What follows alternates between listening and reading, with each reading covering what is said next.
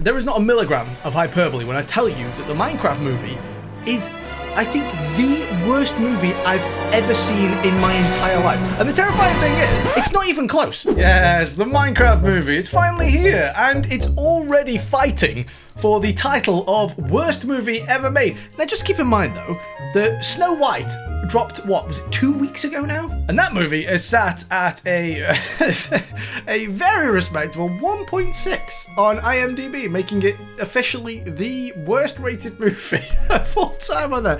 Oh my goodness. Granted, the Minecraft movie doesn't have Rachel Zegler in it, which means it doesn't have to worry about the prospect of its IMDb score dropping below 1.6. But, having said that, and having watched both movies, the Minecraft movie is objectively a worse movie than Snow White, and by quite a decent margin. If you think that Snow White wasted potential by misusing its source material, Mojang and Warner Brothers are here to redefine that opinion for you, buddy. So once again, I ventured to my local cinema screen that was packed to the rafters, as always, and so the madness began. Now, the first few seconds of the movie, probably the best bit, because, well, it's just a blank screen. But then the song Sweden begins playing. Everyone knows the song Sweden. Even if you've not played, even if you've not played Minecraft, you know the song. I mean,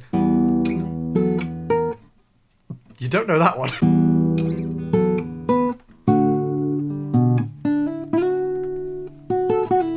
Something like that. The problem with the movie, though, is, well, pretty much everything that happens after that. Jack Black then begins talking in that bombastic voice that he does, and then proceeds to not shut up until the movie ends. Yeah, I'm sorry, but my Jack Black apathy has hit critical mass. You know, yes, School of Rock, legendary film, love it.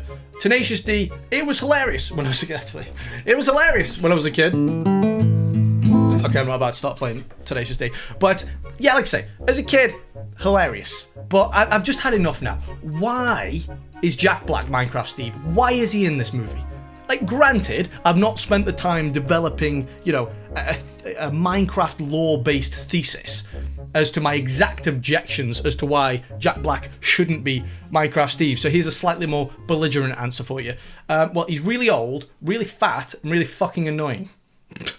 Need I say more? And talking of Minecraft Steve, Warner Brothers, in all its wisdom, decided to take what is one of the more enigmatic characters from the world of video games and decided to not only portray him as an obnoxious, rotund man, but they also made him a doorknob salesman. That's legitimately the backstory they decided to give him.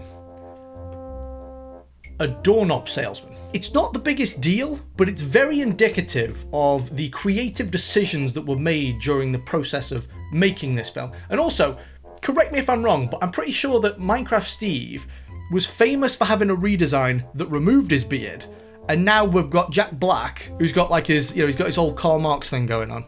Cool. And then on to the catalyst of the plot, which is a magical item known as the Orb of Dominance. And I just find it funny that the one object that Warner Brothers decided to add to the lore of Minecraft is a round object, as in an orb, and it's not a cube. Like, yeah, I know, like, round edges are, like, implied in the world of Minecraft. You know, you have, like, Ender Pearls, Eyes of Ender. You have things that are the odd thing that is round, but generally, I don't know if you know this about Minecraft, but things tend to be square. And look, I know that they made it a square in the movie, but they called it an orb. Also, the Orb of Dominance is usually just referred to in the movie as a thingy by Jack Black and isn't really explained to we, the audience, at all. So there's this magical item that creates a portal between the Minecraft overworld and the real world, but why or how does it work? Why does it do that? No idea. It just does. How did it get to our world? No idea. It's just there. Is it even of our world? Or do its origins lie in the overworld? Again, we'll never know. Just accept the plot. And next, onto the CG, because if live-action remakes have taught us anything in recent years, it's that you simply cannot make a live-action remake without also using a copious amount of computer-generated graphics that isn't live-action. Granted, it was Disney who started this whole trend of live-action movies that aren't really live-action, but now Minecraft being the latest installment in this puzzling genre. I get it, yeah, don't worry, I get it. Minecraft is a video game, so it actually somewhat makes sense in this context for the fact that, you know, when they cross over from the real world into the overworld, it's a video game, so it makes sense that it would be a computer-generated world. Very meta, haha, very cool. But to be honest, I would have liked to have seen Warner Brothers just full send the live action and actually build the whole thing physically. I think physical sets would have looked much nicer, but of course that requires the studio to spend money, which it doesn't want to do, and it requires it to possess creatives who are not only creative, but good at their job, something that studios don't have. Either that, or they should have tried to more accurately represent the bit crush textures from the vanilla game that everyone's familiar with, instead of going for this like middle of the road pseudo-realistic art style where the overworld looks nice, sure, but textures like skin and wool just make things like villagers and sheep look disgusting. Looking at them genuinely makes me wish I'd never developed retinas. The first quarter of the film is particularly rough. The entire introduction is just one big block of exposition, which, yes, is the laziest form of filmmaking and storytelling. Not only that, though, it's 15 to 20 straight minutes of Jack Black doing that crazy voice. Now, again, when I was a kid, I used to find it really funny when he'd do that, you know, the read between the lines! Read between the lines, Theo. Read between the lines! Again, yes, used to find it very funny, used to find it very charming, but 20 straight minutes of that in your ears is like, it's like skydiving without a parachute, ears first, into a cheese grater. It's rough. They also had to invent a whole other video game within the movie called Hunk City just to begin to attempt justifying Jason Momoa's presence in this movie. What are you doing here? And don't even get me started on the other characters. Movie executives are dangerously out of touch.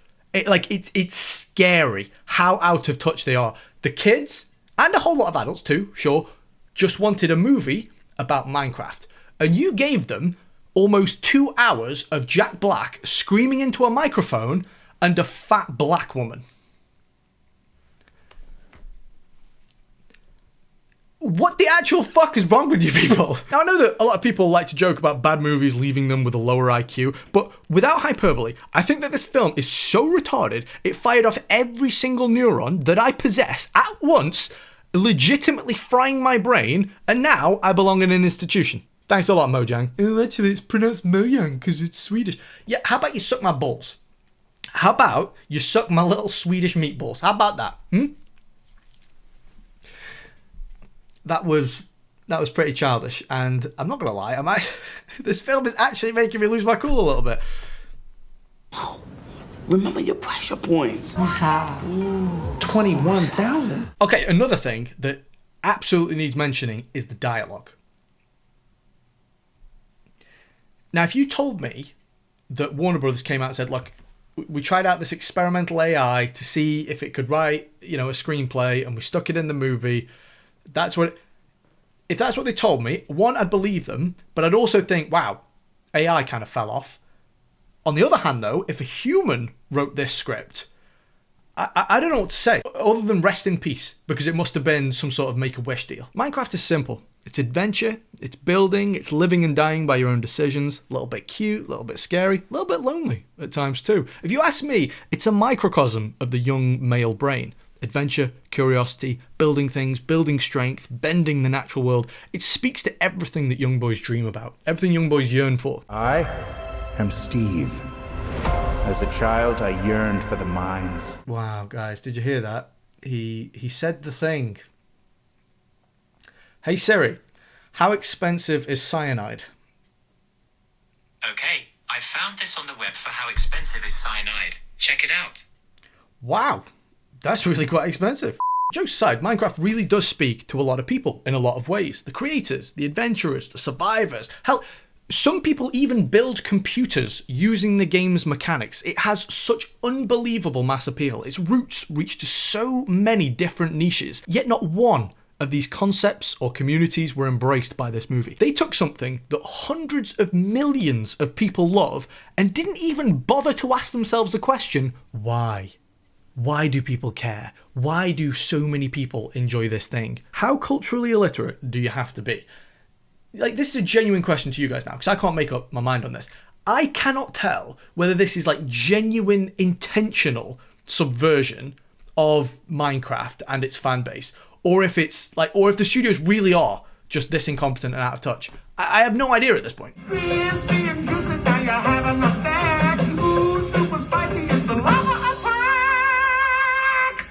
The Minecraft movie also makes the same egregious mistake that the Mario movie made. Now, the Mario movie was a half-decent movie, at least. But the mistake that it made, and the mistake that this movie made, is that it took a video game with one of the most legendary soundtracks, took out all the music, stripped it all back, and replaced it with generic pop music.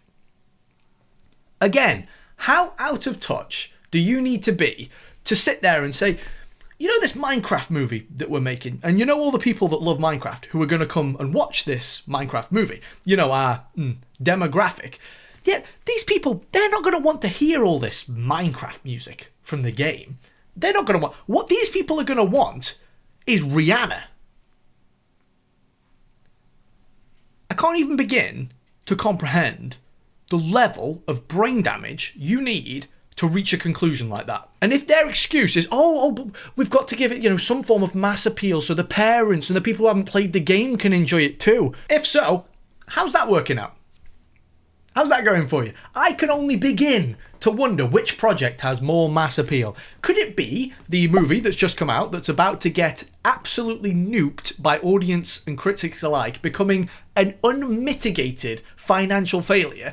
Or is it the highest grossing video game of all time? I can't possibly wonder which one has more mass appeal out of those two. Do you know, guys? The arrogance to think that some bullshit chart music would allow Minecraft to transcend to some other level of success is so indicative of the painfully incompetent world of entertainment right now. This was an easy home run. Like, no one seems to be mentioning this. This was teed up for you perfectly. All you had to do was flick it over the edge, easy billion. This was going to be the easiest billion you'd ever made. All you had to do was stick to Minecraft, done. Easy billion. If you'd done it right and not been gay, you could have even got a $2 billion movie. This could have taken on that Chinese animation. And you know what? I'm not usually a spiteful guy, but you guys who made this film fried my brain earlier on today, so I'm going to say it. You guys deserve what's coming to you. You deserve this unmitigated failure. And if, forbid that we find out that you've had some bullshit consultancy like Sweet Baby Inc. involved in this project, I will simply just sit back and laugh as the internet righteously napalms your ass. Now, the unironic best part of the movie is the fact that occasionally, very occasionally, and mercilessly, though, it will cut away from Jack Black for a few seconds, and it'll cut to Jennifer Coolidge, who is also in this movie, for whatever reason. And the running joke is, she just keeps explaining to other characters how she's recently been through a divorce. And that's genuinely the funniest bit of the movie. Like, just put that into context. The best, most redeeming quality of the Minecraft movie is a middle-aged woman talking about divorce. That's what we're dealing with here. Also, they don't even enter a mine until we're about 3/4 of the way through the movie. And even then, they don't go hunting for diamonds or anything, because Steve's just got some lying around. I mean, it's just another backdrop. Talk about missing the point. That is all Minecraft is to Warner Brothers. It's just a backdrop. And then, if it couldn't get any more puzzling, just before the climax and the ending of the movie, Jack Black gives away his wolf, which is basically, his family pet, his only friend in the world. He gives it to the obese black woman. For seemingly no reason as well. Why would anyone ever do that? What, imagine, right, giving your family pet away to someone that you met yesterday. What a bizarre thing to add. But even more strange than that is the fact that the moral that the story ends with is essentially, don't play Minecraft. When given the choice between staying in the overworld, where they've had this crazy adventure, a load of fun, or going back to the real world where they all hate their lives, everyone immediately just leaves Minecraft behind and goes back to living a normal life. This movie was, in a word, gay. It's just gay. In the pejorative sense. I think this is legitimately one of, if not the worst movie I've ever seen in my entire life. It's not funny, it's not entertaining, it's completely schizophrenic, parents will hate it, but above all, people who love Minecraft will despise this movie. So it begs the question, who on earth is this movie for? It ignored all of the interesting qualities and lore that made the game timeless, and instead went with this schizophrenic, ugly, AI-written fuckfest for nobody. You know when you're watching a movie, and in that movie the characters are watching a movie, and that movie was like made by the movie makers of the movie you're watching. So it's like a fake movie within a movie. That's what this movie feels like. Like I mentioned earlier, this was a guaranteed home run for the studio. If they just stuck to Minecraft and what people love about it, easy billion. But no, it's just become another case of cultural vandalism to add to the pile. Many such cases. Even Ronald Wayne couldn't have fumbled the bag this hard. This is a textbook masterclass in why normies ruin everything and why gatekeeping is essential. See you in the next one, guys. If I make it.